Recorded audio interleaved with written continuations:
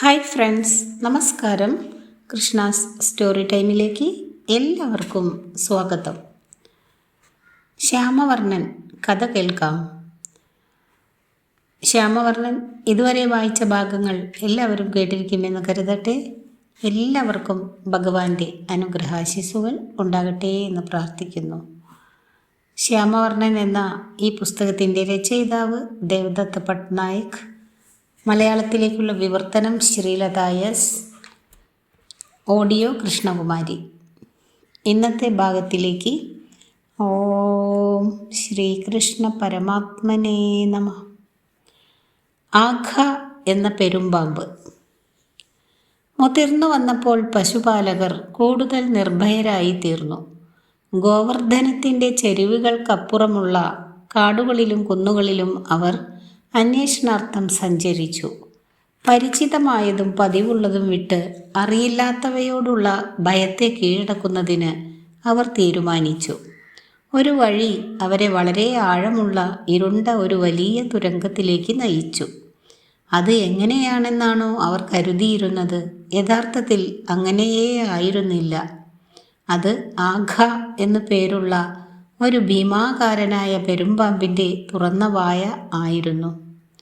അവർ കൃത്യമായി അതിൻ്റെ ഉള്ളിലൂടെയാണ് നടന്നിരുന്നത്. ശ്യാം ഇത് തിരിച്ചറിഞ്ഞ് പെരുമ്പാമ്പിന് തൻ്റെ വായ അടയ്ക്കാൻ കഴിയാത്ത വിധം അവൻ്റെ ശരീരം പെരുപ്പിച്ചു. ആഘയുടെ ശ്വസനനാളി തടസ്സപ്പെടുത്തിക്കൊണ്ട് ഗോപന്മാരുടെ ഏറ്റവും മുന്നിലായി അവൻ കൂടുതൽ ഉള്ളിലേക്ക് പോയി. അത് പൊളിച്ച വായുമായി തൊണ്ടയിൽ ശ്വാസം കുരുങ്ങി മരിച്ചു. തങ്ങൾ അക്ഷരാർത്ഥത്തിൽ മരണവക്ത്രങ്ങളിലാണ് ആയിരുന്നെന്ന് അറിയാതെ തന്നെ അകത്തുപോയ പശുപാലകർ പുറത്തിറങ്ങി. പുതിയ ഗുഹ, പുതിയ കളിസ്ഥലം കിട്ടിയല്ലോ എന്ന സന്തോഷത്തിലായിരുന്നു ഗോപന്മാർ. തങ്ങളുടെ സുരക്ഷ എത്രത്തോളം എളുപ്പം പൊട്ടിത്തകരുന്നതായിരുന്നുവെന്ന് അവർ അറിഞ്ഞിരുന്നെങ്കിൽ. ശ്യാം സമീപത്തുള്ളപ്പോൾ എല്ലാവരും സുരക്ഷിതരായിരുന്നു. പക്ഷേ അവൻ പോയിരുന്നപ്പോൾ എന്ത് സംഭവിക്കുമായിരുന്നു? ആശ്രിതത്വം ഒരു ഭാരമാണ്. നമ്മളെ പരസ്പരം ബന്ധിപ്പിക്കുന്ന കാൽച്ചങ്ങല അത് സൃഷ്ടിക്കുന്നു.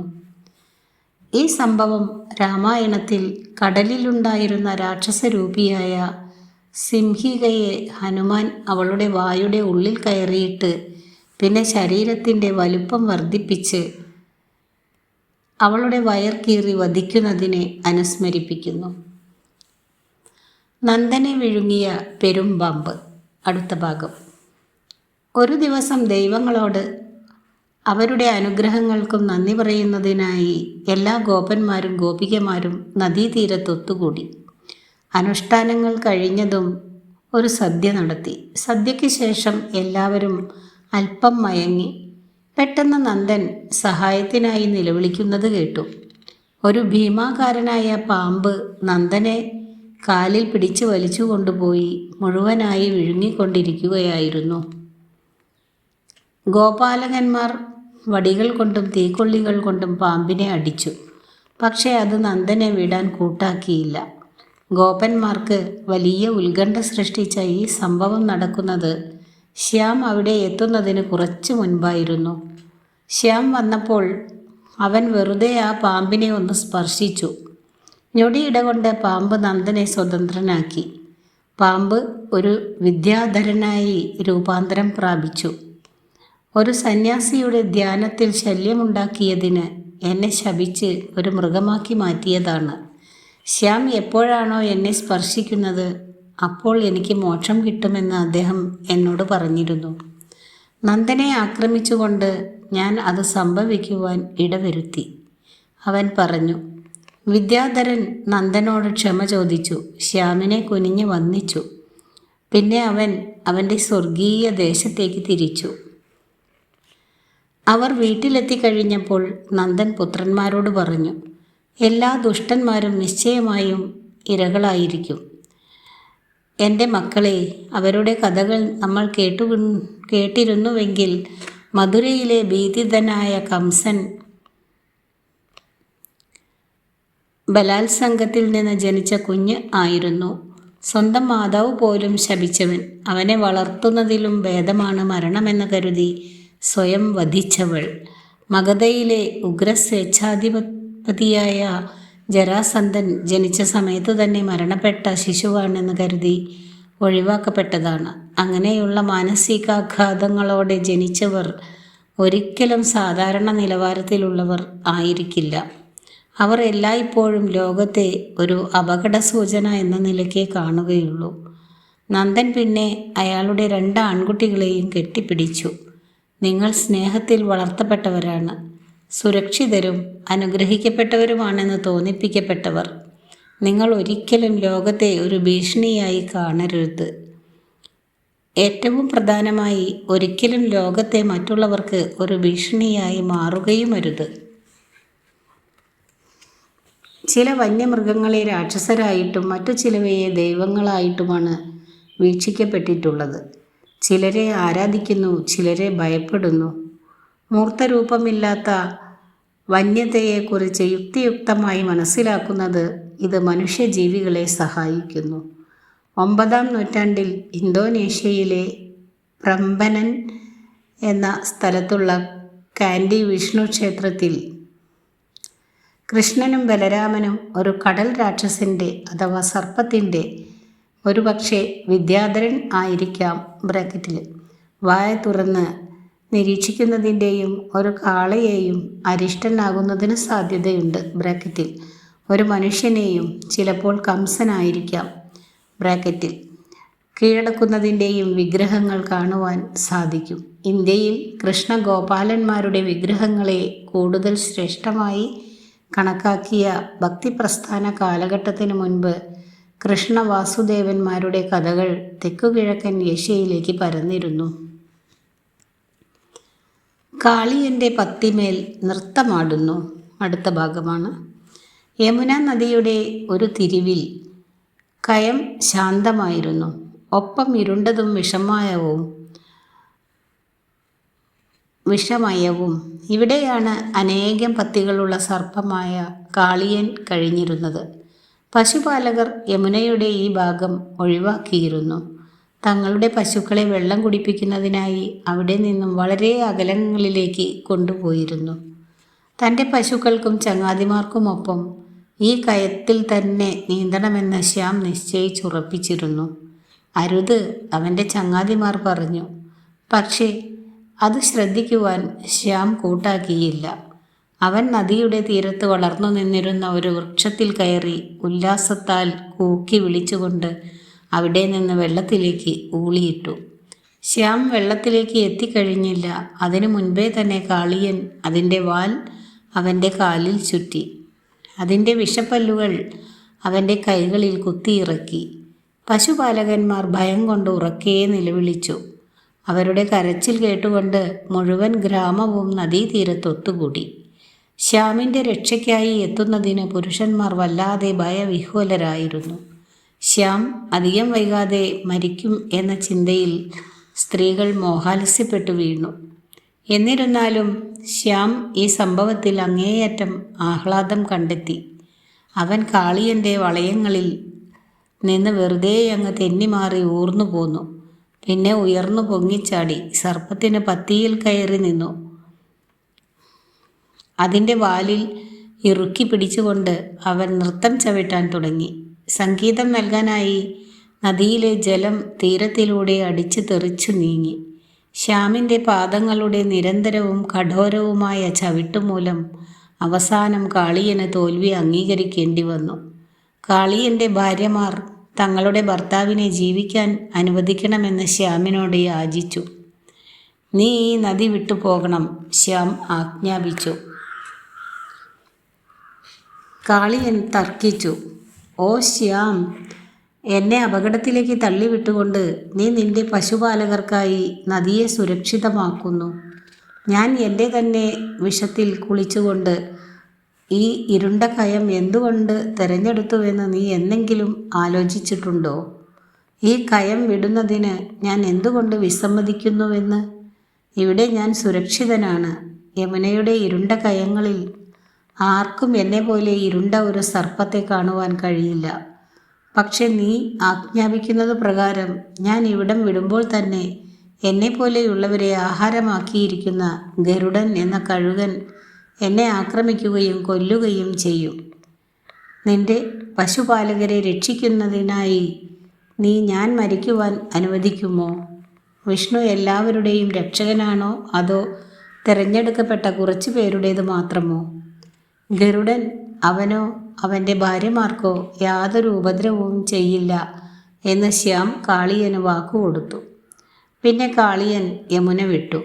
അന്നു മുതൽ വൃന്ദാവനത്തിലെ ആളുകൾക്കും അവരുടെ പശുപാലകർക്കും യമുനാ നദി സുരക്ഷിതമായി തീർന്നു. ഹിന്ദുമത, ബുദ്ധമത, ജൈനമത പുരാണേതിഹാസങ്ങളിൽ നാഗങ്ങൾ അഥവാ പത്തിയുള്ള സർപ്പങ്ങൾ ഒരു പ്രധാന പങ്ക് വഹിക്കുന്നുണ്ട്. ഒരുപക്ഷെ പുരാവൃത്തങ്ങൾക്ക് അതിനു മുൻപേയുള്ള പാളികൾ ഉണ്ടായിരുന്നിരിക്കാം. പിൽക്കാലത്ത് അവ കൂടി ഉൾക്കൊണ്ടുകൊണ്ട് കൂടുതൽ ക്രമീകരിച്ച പുരാണേതിഹാസങ്ങൾ പ്രതിനിധീകരിക്കുന്നുമുണ്ടാവാം. സാധാരണയായി ഒരു പത്തിയുള്ള സർപ്പം ഒരു നായകനോ യോഗിവര്യനോ അഭയം നൽകുകയാണ് പതിവ്. കൈക്കുട എന്ന വണ്ണം ബുദ്ധനെ, ജിനപാർശ്വനെ, ശിവനെ, ശിശുവായ കൃഷ്ണനെ യമുനയ്ക്ക് കുറുകെ എടുത്തുകൊണ്ട് പോയപ്പോഴേത്തതുപോലെ മാത്രവുമല്ല, വിഷ്ണു ഉറങ്ങുന്നത് ഒരു നാഗത്തിൻ്റെ വളയങ്ങൾക്ക് മേലെയുമാണ്.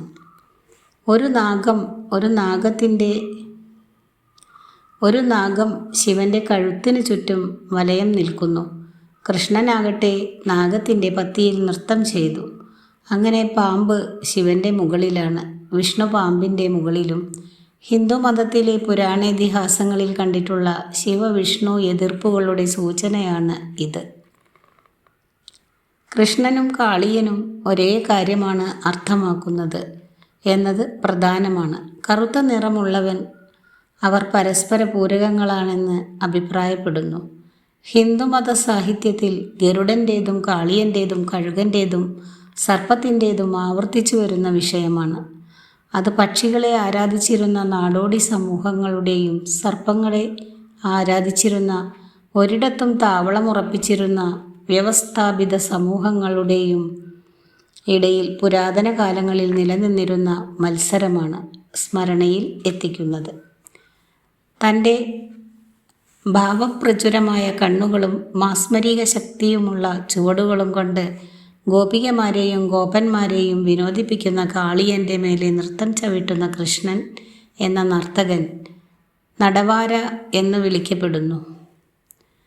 നൃത്തം ചെയ്യുമ്പോൾ കണ്ണുകൾ അടഞ്ഞിരിക്കുന്ന ഒരു യോഗി എന്നതുപോലെ മുഴുവനായും നൃത്തത്തിൽ ആമഗ്നനായി കാഴ്ചക്കാരോട് തീർത്തും നിസ്സംഗത പുലർത്തുന്ന നടരാജനായ ശിവൻ്റെ രീതിക്ക് തികച്ചും ഘടകവിരുദ്ധമാണിത്. മൂർഖൻ്റെ പത്തിയിലെ കണ്ണട അടയാളം കൃഷ്ണൻ്റെ കാലടിപ്പാടായിട്ടാണ് പറയപ്പെടുന്നത്. ചില കഥകളിൽ കാളിയൻ്റെ വിഷം കൃഷ്ണനെ നീല നിറമാക്കുന്നുണ്ട്. അങ്ങനെ കൃഷ്ണന് നീലമാധവൻ, നീല നിറമുള്ള ദൈവം എന്ന പേരു നൽകി.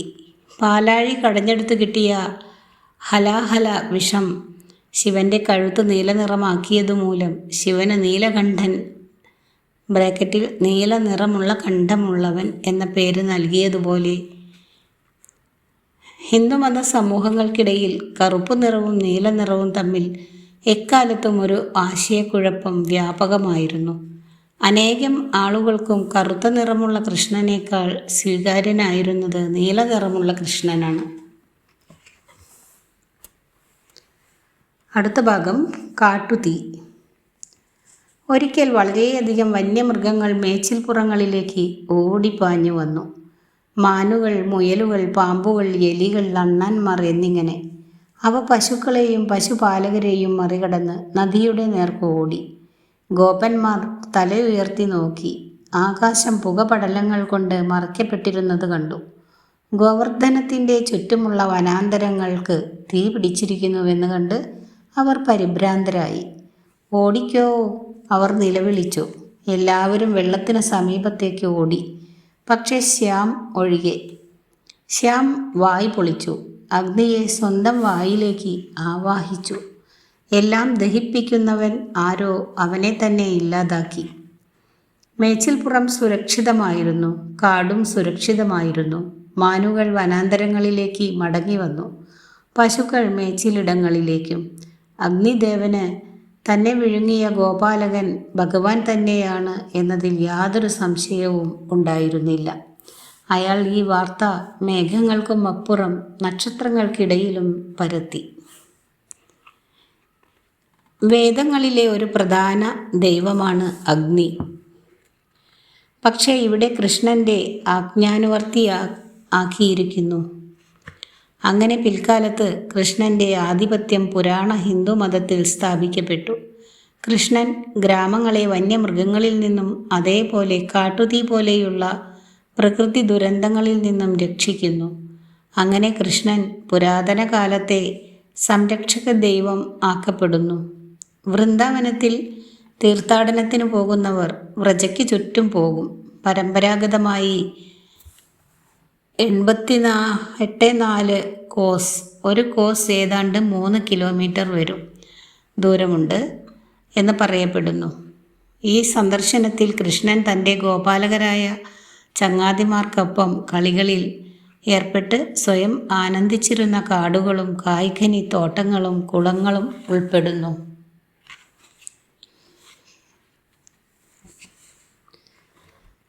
അഗ്നിപുരോഹിതരുടെ പത്നിമാർ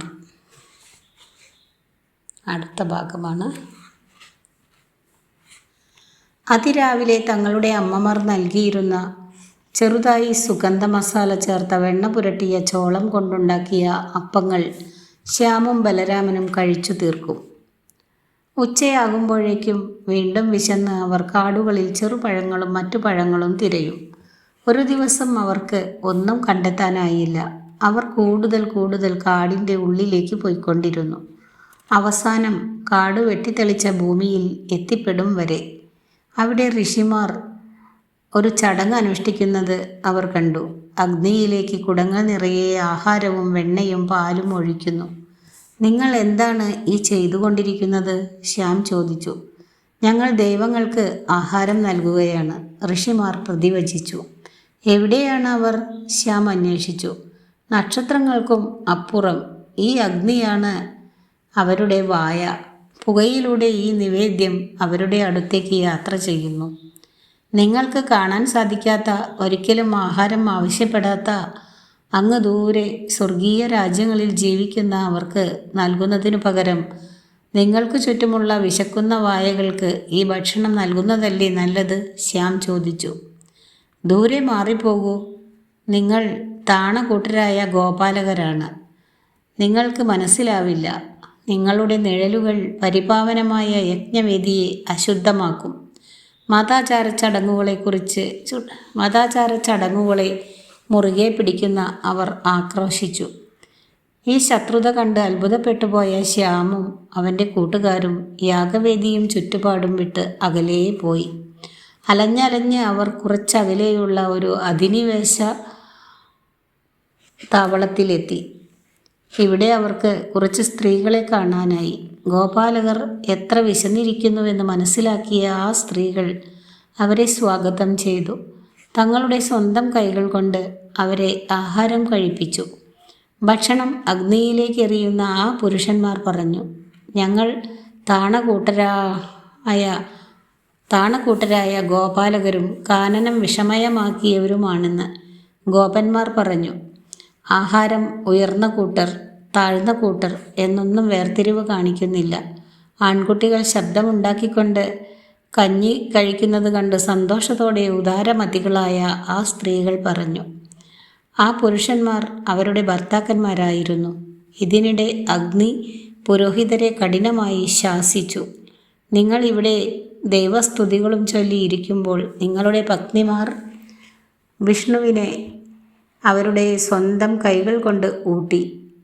ചെയ്തത് മണ്ടത്തരമായല്ലോ എന്ന് തോന്നിയ പുരോഹിതന്മാർ ധൃതിയിൽ വീട്ടിലേക്ക് പോയി.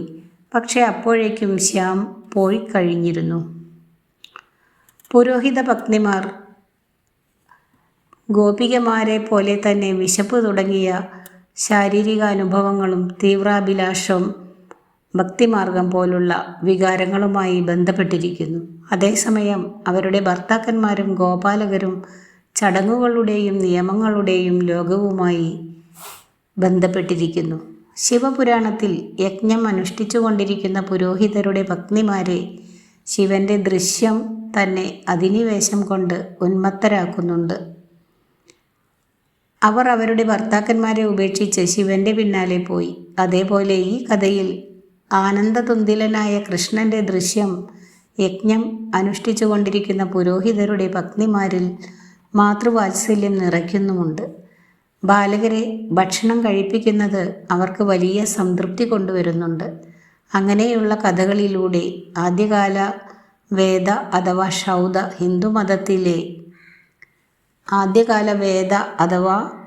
ഷൗദ ഹിന്ദുമതത്തിലെ ധീഷ്ണവിലാസങ്ങൾക്കും ആചാരാനുഷ്ഠാനങ്ങൾക്കുമപ്പുറം പിൽക്കാലത്തെ പുരാണ അഥവാ സ്മാർത്ത ഹിന്ദുമതം വികാരങ്ങൾക്കും ഉദാരതയ്ക്കും വലിയ മൂല്യം നൽകി.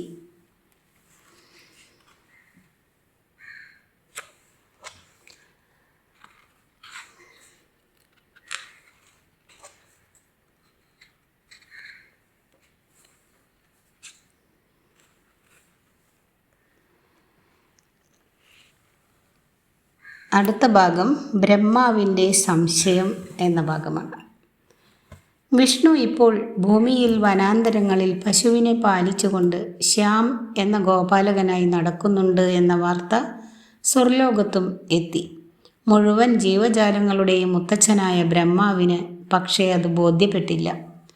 സത്യം സ്വയം ഉറപ്പിക്കുവാനായി ബ്രഹ്മാവ് വൃന്ദാവനത്തിൽ പോയി ഒരു മറ സൃഷ്ടിച്ചു. ശ്യാമിൻ്റെ എല്ലാ പശുക്കളെയും കളിക്കൂട്ടുകാരെയും ഒരു ഗുഹയിൽ ഒളിപ്പിച്ചു. ബ്രഹ്മാവ് എന്തിനുള്ള പുറപ്പാടാണെന്ന് ശ്യാം തിരിച്ചറിഞ്ഞു. അവനെ തന്നെ പലവട്ടം ഇരട്ടിപ്പിച്ചു. കാണാതായ എല്ലാ പശുക്കളെയും പശുപാലകരുടെയും രൂപം കൈക്കൊണ്ടു. അപ്പോൾ അവരെല്ലാം അപ്രത്യക്ഷരായിരിക്കുന്നുവെന്ന് വൃന്ദാവനത്തിൽ ആരും അറിയുകയില്ലല്ലോ. ദിവസങ്ങൾ കഴിഞ്ഞുപോയി. വൃന്ദാവനത്തിലെ ജീവിതം പഴയതുപോലെ തന്നെ തുടർന്നു. പകർപ്പുകളായ പശുക്കളെയും ഗോപാലകരെയും സംബന്ധിച്ച് ആരും ഒരു വ്യത്യാസവും ശ്രദ്ധിച്ചില്ല. താൻ ഉപായത്താൽ തോൽപ്പിക്കപ്പെട്ടു കഴിഞ്ഞുവെന്ന് ബ്രഹ്മാവിന് ബോധ്യം വന്നു. അതുകൊണ്ട് ഗുഹയ്ക്കുള്ളിൽ ഒളിപ്പിച്ചിരിച്ചിരുന്ന പശുക്കളെയും കുട്ടികളെയും അയാൾ സ്വതന്ത്രരാക്കി. ഈ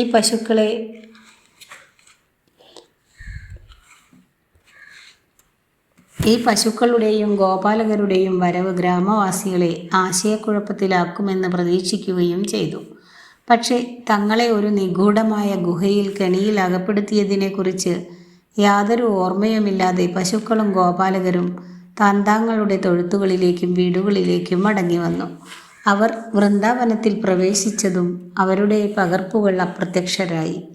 ഈ മാറ്റം ആരുമൊട്ട് തിരിച്ചറിഞ്ഞതുമില്ല. തട്ടിക്കൊണ്ടുപോകൽ സംഭവിച്ചിട്ടേയില്ല എന്ന മട്ടിലായിരുന്നു കാര്യങ്ങൾ നടന്നത്. ഭഗവാന് മാത്രമേ ഇത് ചെയ്യുവാൻ സാധിക്കൂ. സമയത്തെ മടക്കി ചുരുട്ടി വയ്ക്കുക, സംഭവം ഓർമ്മയിൽ നിന്ന് മായ്ച്ചു കളയുക, അന്തരീക്ഷം ചുരുട്ടി മടക്കി വയ്ക്കുക, വ്യത്യസ്ത രൂപങ്ങളിൽ വ്യത്യസ്ത സ്ഥലങ്ങളിൽ ഒരേ സമയത്ത് സന്നിഹിതരാകുക. ശ്യാം വിഷ്ണു തന്നെയാണ് എന്നുള്ളതിന് ബ്രഹ്മാവിന് ഒരു സംശയവും ഉണ്ടായില്ല. അയാൾ ശ്യാമിൻ്റെ ദൈവീകത്വം അംഗീകരിച്ചുകൊണ്ട് അവൻ്റെ പാദങ്ങളിൽ വീണ് നമസ്കരിച്ചു. പൗരാണിക ഹിന്ദുമതത്തിൽ തൻ്റെ മേച്ചിൽപ്പുറങ്ങളിലെ സാഹസകൃത്യങ്ങളിൽ കൃഷ്ണൻ അഗ്നിയെ കീഴടക്കുന്നു, പിന്നെ ബ്രഹ്മാവിനെയും. അങ്ങനെ തൻ്റെ പരമാധികാരം സ്ഥാപിക്കുകയും ചെയ്യുന്നു. നഷ്ടപ്പെട്ട കുട്ടികൾക്കു പകരം കുട്ടികളെ സൃഷ്ടിക്കുന്നത് വഴി കൃഷ്ണൻ സൃഷ്ടികർത്താവിനെ തന്നെ ഉപായത്തിൽ തോൽപ്പിക്കുന്നു. അബ്രഹാമിക പുരാണേതിഹാസങ്ങളിൽ ഉള്ളതുപോലെ ബ്രഹ്മാവിനെ ഒരു കപടദൈവം ആക്കുന്നില്ല. അയാളെ പരിമിതികളുള്ള ഒരു ദൈവമാക്കിയിട്ടുണ്ട് എന്നേയുള്ളൂ. എന്നാൽ കൃഷ്ണനെയാകട്ടെ അനന്തത ഉൾക്കൊള്ളുന്ന ഒരു വ്യാപ്തിയുള്ള ദൈവമാക്കി. സ്വയം തൻ്റെ തന്നെ പകർപ്പുണ്ടാക്കുന്നതിനുള്ള കൃഷ്ണൻ്റെ കഴിവ്, ഒരേ സമയത്ത് വ്യത്യസ്ത സ്ഥലങ്ങളിൽ സന്നിഹിതനാകുന്നത്, മറ്റുള്ള ജീവികളുടെ രൂപം പ്രാപിക്കുന്നത്, ഇവയെല്ലാം അവനെ അന്തരീക്ഷത്തെയും സമയത്തെയും കൗശലത്താൽ സ്വാധീനിക്കാൻ കഴിയുന്ന ദൈവം എന്ന് സ്ഥാപിക്കുന്നു.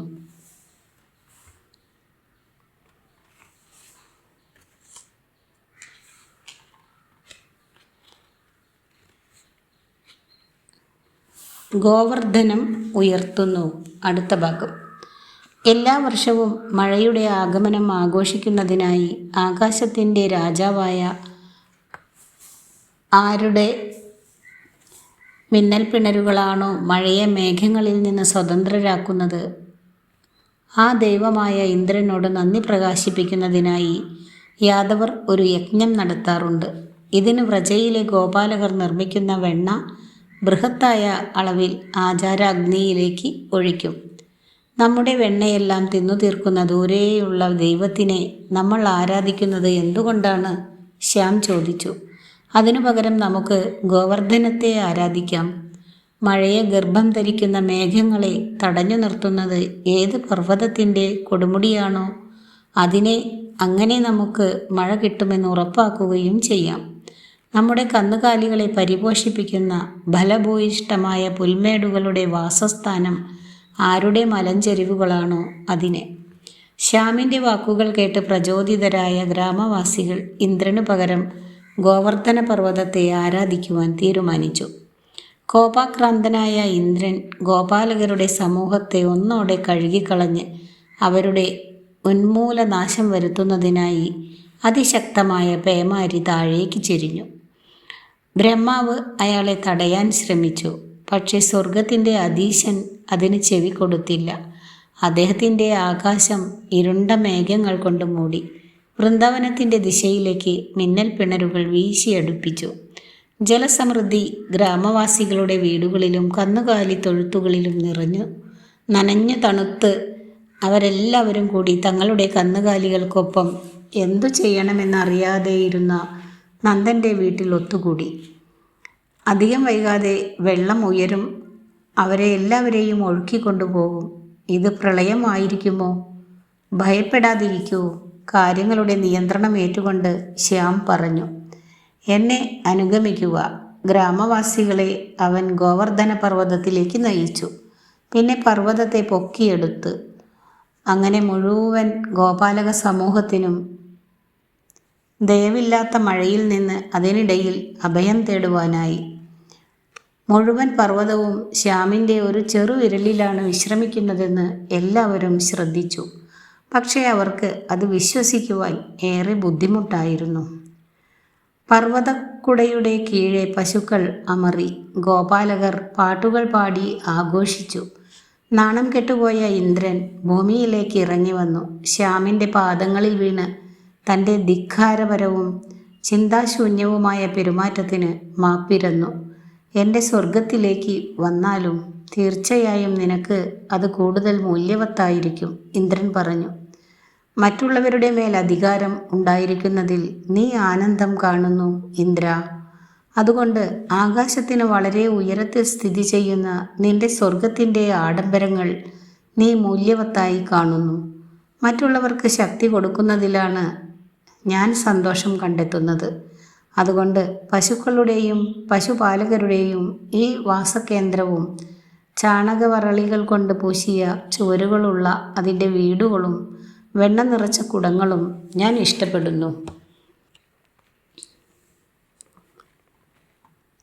ഇന്ദ്രനുമായിട്ടുള്ള ഏറ്റുമുട്ടൽ അടിച്ചമർത്തുന്ന അധികാരത്തെ നേരിടുന്ന ഒരു വീരനായകനാക്കി കൃഷ്ണനെ അവതരിപ്പിക്കുന്നു. ഇത് ഗ്രീക്ക് പരമ്പരാഗത ശൈലിയിലുള്ള ഒരു സ്ഥിരം വിഷയമാണ്. ഇലിയഡിൽ ആഗ്മംനോണിൻ്റെ നിഷ്ഠൂര ഭരണത്തിനു മുന്നിൽ തലകുനിക്കാൻ ആക്കിലസ് വിസമ്മതിക്കുന്നുണ്ട്. ഒഡീസിയിൽ പോസിഡോണിന് ഒഡീസിസിനെ അധൈര്യപ്പെടുത്തുവാൻ കഴിയുന്നില്ല. ഇന്ദ്രൻ്റെ കീഴടങ്ങലിൻ്റെ കഥ കൂടുതൽ പ്രചാരമുള്ള പ്രകൃതി ആരാധനയേക്കാൾ സ്വർഗീയ ജീവികളെ ആരാധിച്ചിരുന്ന വേദകാലത്തെ രീതിയിൽ നിന്നുള്ള വ്യക്തമായ വ്യതിയാനം വെളിപ്പെടുത്തുന്നുണ്ട്. പിൽക്കാലത്ത് പഴയ വേദകാല ദൈവങ്ങളുടെ വ്യക്തമായും സ്ഥാനഭ്രഷ്ടരാക്കിക്കൊണ്ട് ക്രമേണ പൗരാണിക ഹിന്ദു മതത്തിൻ്റെ ഭാഗമായി തീർന്ന കൃഷ്ണൻ വ്യക്തമായും ഒരു പശുപാലക ദൈവമായിരുന്നു. രാജസ്ഥാനിലെ നദ്വാരയിലെ ശ്രീനാഥ്ജി ക്ഷേത്രത്തിലെ വിഗ്രഹം കൃഷ്ണൻ ഗോവർദ്ധനം പർവ്വതം ഉയർത്തിപ്പിടിച്ചുകൊണ്ട് നിൽക്കുന്നതാണ്. അങ്ങനെ തന്നെ എല്ലാ ഭക്തർക്കും അഭയം നൽകുന്നതും. ഹരിവംശത്തിൽ തങ്ങൾ മൃഗങ്ങളെ കൊന്ന് ഗോവർദ്ധന പർവ്വതത്തിൻ്റെ ബഹുമാനാർത്ഥം ഒരു സദ്യയൊരുക്കാമെന്ന് ഗോപാലകർ കൃഷ്ണന് വാഗ്ദാനം നൽകുന്നുണ്ട്. കഥയുടെ പിൽക്കാല വ്യാഖ്യാനങ്ങളിൽ ഈ വിവരങ്ങൾ തിരുത്തി നീക്കം ചെയ്തിട്ടുണ്ട്. കാലം കഴിയവേ എങ്ങനെയാണ് കൃഷ്ണ വിഷ്ണു ആരാധകർ കർശനമായി സസ്യാഹാരിയായി തീർന്നതെന്ന് കാണിച്ചു തരുന്നുമുണ്ട്. ഹരിവംശത്തിൽ തൻ്റെ കൈകൾ കൊണ്ട് ഗോവർദ്ധനം ഉയർത്തിപ്പിടിച്ച് കൃഷ്ണൻ്റെ രൂപമാണ് ഗോപികമാരുടെ ഹൃദയങ്ങളിൽ പ്രണയമുണർത്തിയത്. അവൻ്റെ ധീരസാഹസികത അവൻ്റെ പൗരുഷത്തിൻ്റെ അടയാളമാണ്. അത് അവനെ ആകർഷണീയനാക്കി മാറ്റുകയും ചെയ്യുന്നു. രാമായണ നാടോടി കഥയിൽ പറയുന്നത് ലങ്കയിലേക്കുള്ള പാലം പണിയുന്നതിനായി കുരങ്ങന്മാർ ഹിമാലയ പർവ്വതത്തിൻ്റെ ശിഖരങ്ങൾ ചുമന്നുകൊണ്ട് തെക്കോട്ടെത്തിയപ്പോൾ പാലം പണി തീർന്നു കഴിഞ്ഞ് അധികം വന്ന ശിഖരങ്ങൾ വഴിയിൽ താഴെ ഇട്ടു എന്നാണ്. ഹിമാലയത്തിനും ഇന്ത്യയിലെ കടൽ തീരങ്ങൾക്കും ഇടയ്ക്കുള്ള അനേകം കുന്നുകളുടെ സാന്നിധ്യത്തിന് ഇത് വിശദീകരണം നൽകുന്നു. വഴിയിൽ കളഞ്ഞ ചില പർവ്വതങ്ങളിൽ ഒന്നായിരുന്നു ഗോവർദ്ധനം. അവന് രാമനെ കാണണമെന്ന ആഗ്രഹമുണ്ടായിരുന്നു, പക്ഷെ സാധിച്ചില്ല. മറ്റൊരു ജന്മത്തിൽ അവർക്ക് പരസ്പരം കണ്ടുമുട്ടാമെന്ന് രാമൻ അവനോട് വാഗ്ദാനം നൽകി. അതുകൊണ്ടാണ് കൃഷ്ണൻ ഗോവർദ്ധനം ഉയർത്തിയത്. പ്രധാനപ്പെട്ട ക്ഷേത്രങ്ങളിലെല്ലാം പകൽ സമയത്ത് കൃഷ്ണന് ധാരാളം ഭക്ഷണം നൽകി വിശപ്പകറ്റുന്നു. പ്രഭാതത്തിൽ ഒരു കുട്ടിക്കുള്ള പാലും പഴങ്ങളും ബാലഭോഗം നിർബന്ധമായി.